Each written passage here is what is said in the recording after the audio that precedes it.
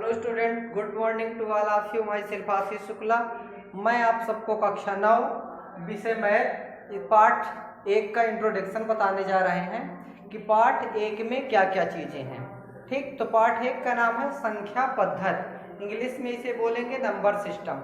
तो number system का video हम पहले भी बना के डाल चुके हैं कि नंबर के कितने टाइप्स होते हैं, उसमें व्यवस्थित तरीके से एग्जाम्पल के माध्यम से भी बता दिए हैं। लेकिन इसमें आपको हम ऐसे जनरली नॉलेज थोड़ी जानकारी देते हैं। तो आइए देख लेते हैं है क्या। पहला है आपका प्राकृतिक संख्या। ठीक, इसे आप नोट करते जाएंगे, ठीक है ना, लिखते भी जाएंगे। हम बोलते हैं जो वो चीजें लिखना है आपको, ये बोर्ड में जो लिखा है वो ठीक है, पर जो बोल रहे हैं वो भी लिखना है। तो प्राकृतिक संख्या को हम n से दर्शाते हैं, कैपिटल लेटर से n से दर्शाते हैं। इसकी परिभाषा क्या होती है, वे सभी संख्याएं जो 1 से स्टार्ट होकर 1 से स्टार्ट होती हैं, 1 से शुरू होकर अनंत तक जाती हैं। ठीक, 1 से लेकर अनंत तक जो जाती हैं वो सभी संख्याएं प्राकृतिक संख्या कहलाती हैं। ठीक, दूसरी चीज पूर्ण संख्या, इसे कैपिटल W से दर्शाते हैं। किससे दर्शाते हैं? कैपिटल W से दर्शाते हैं ये पूर्ण संख्या। ठीक, तो लिखेंगे क्या इसकी परिभाषा। तो दूसरा है पूर्ण संख्या, इसे हम W से दर्शाते हैं। ठीक, तो क्या होती है इसकी परिभाषा, क्या होती है, सभी प्राकृतिक संख्याओं में 0 को सम्मिलित करने पर, सभी प्राकृतिक संख्याओं में, ठीक, 0 को सम्मिलित करने पर प्राप्त संख्याओं को पूर्ण संख्या कहते हैं। अर्थात सभी प्राकृतिक संख्याओं में 0 को सम्मिलित कर देंगे तो क्या बन जाएगी, पूर्ण संख्या। ठीक, अब आइए देखते हैं पूर्णांक संख्या क्या है। पूर्णांक संख्या को कैपिटल Z से दर्शाते हैं।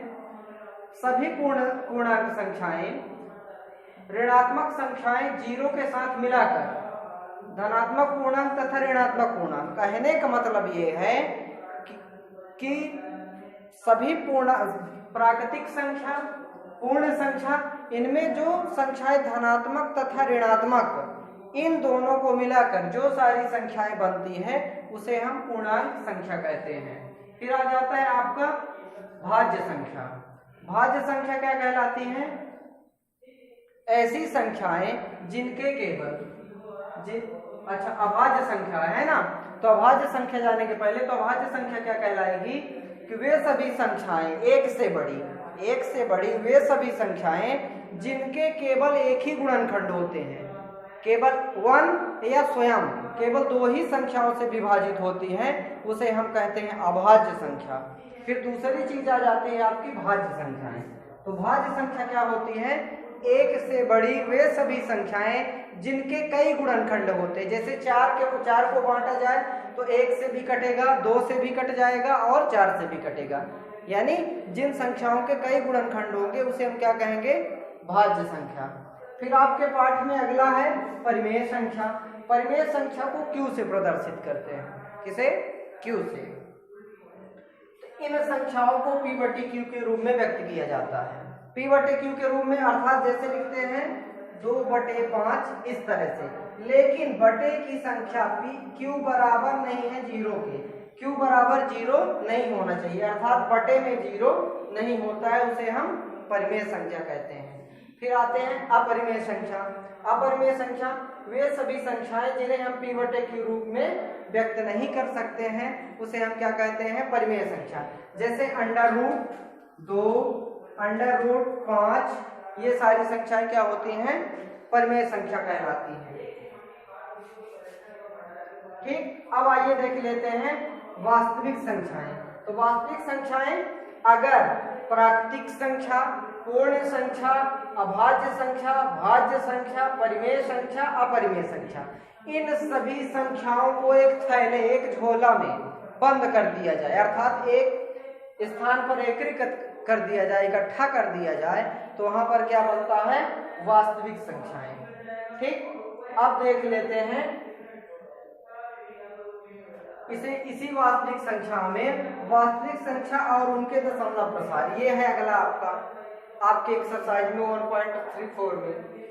तो शांत दशमलव क्या होता है, शांत दशमलव वो होता है इस स्थिति में शेषफल 0 आ जाता है। जैसे 4/2, तो 4 में हम 2 का भाग देंगे तो क्या हो जाएगा, 2 दूनी 4, यानी शेषफल हमारा क्या आ जाएगा, 0। इस स्थिति में अगर आता है शेषफल हमारा क्या आता है, अगर शेषफल हमारा 0 आएगा तो शांत दशमलव होगा, और जिसमें शेषफल 0 नहीं आता है, बार बार आवृत्ति होती है, उसे हम अशांत दशमलव कहते हैं। एग्जाम्पल समझेंगे। एग्जाम्पल में देखते हैं, जैसे लिखा है 3/2, तो 3 में अगर भाग देते हैं हम 2 का, तो 2 1 कम 2, 1 बचता है, फिर भाग जाएगा 10, यानी इस प्रकार से यह क्रम बढ़ता जाएगा।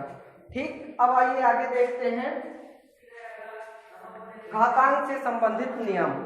ठीक, तो घातांक से संबंधित ये नियम है, जैसे आप पहला है a⁻m - a⁻n। ठीक, ये पॉइंट जो लगा है इसे हम क्या मानेंगे, मल्टीप्लाई, इनटू। ठीक है ना, इनटू यानी गुणा। जब आधार समान होता है, जब आधार समान होता है तो घातें आपस में क्या होती हैं, जुड़ जाती हैं। ठीक, जैसे क्या लिखा है, जैसे लिखा है 2⁻2 इंटू 2⁻3। यहाँ पर ये बेस जो है, आधार आपका समान है, तो घातें आपस में जुड़ जाएंगी, यानी 2 की पावर क्या हो जाएगी, 5। दूसरा कहता है a⁻m और कोष्टक में बाहर n है, इस तरह से अगर दिया रहता है तो घातों का आपस में क्या होता है, गुणा हो जाता है। जैसे यहाँ पे ये लिखा है 2⁻3 कोष्टक में 2, तो यहाँ पे क्या हो जाएगा, घात आपस में क्या हो जाएगी, गुणा, यानी यहाँ पे क्या हो जाएगा, इसे हम लिख सकते हैं 2�6।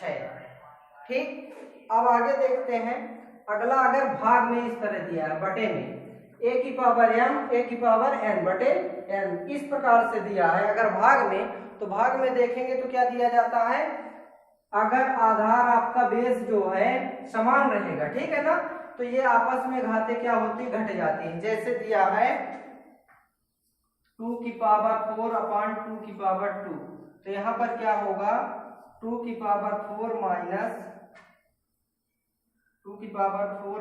- 2, यानी क्या आ जाएगा, 2⁻2, इस तरह से।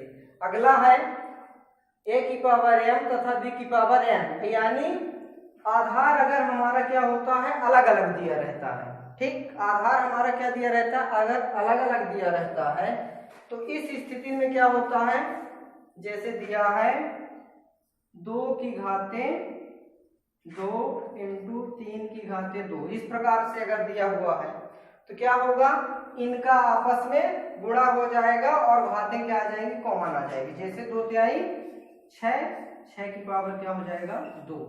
ये घात से संबंधित।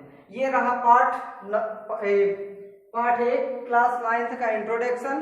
अब आगे हम चलते हैं, नेक्स्ट वीडियो में आपको बताएंगे परिमेय संख्या से संबंधित विभिन्न प्रकार के जो क्वेश्चन आंसर हैं। तब तक के लिए धन्यवाद।